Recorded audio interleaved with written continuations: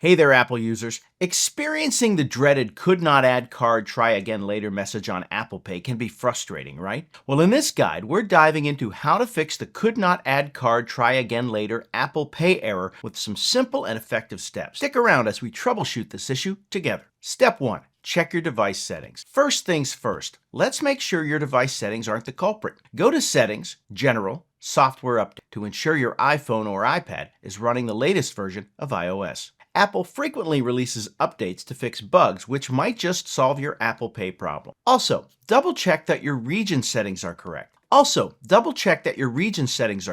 Head to Settings, General, Language and Region, and confirm you're set to the correct country where Apple Pay is available. Step 2. Verify payment method. Next, confirm that the card you're trying to add is compatible with Apple Pay. Not all banks or card issuers support it, so you'll want to visit Apple's official website for a list of participating partners. If you're confident your card should work, try contacting your bank. They may have additional verification steps or may need to activate your card for use with Apple. Step 3. Log out and back in to Apple ID. Sometimes temporarily logging out of your Apple ID can help reset them. Go to Settings, tap your name at the top, then sign out. Wait a moment, then sign back in. This can refresh your connection to Apple's servers and might just clear up the error message you're seeing. Step 4. Check your internet connection. Reliable internet is key when adding a card to Apple. Make sure your device has a stable Wi-Fi or cellular connection. Try switching from Wi-Fi to cellular data or vice versa and see if that clears things up. If your connection is the issue, this simple tweak can be the solution you need. Step 5. Delete and reinstall the Wallet app. Another option is to delete and reinstall the Wallet app, which can resolve glitches causing the could not add card message. Press and hold the Wallet app icon, tap Remove App, then choose Delete App. Visit the App Store, download Wallet again, and try adding your card once more.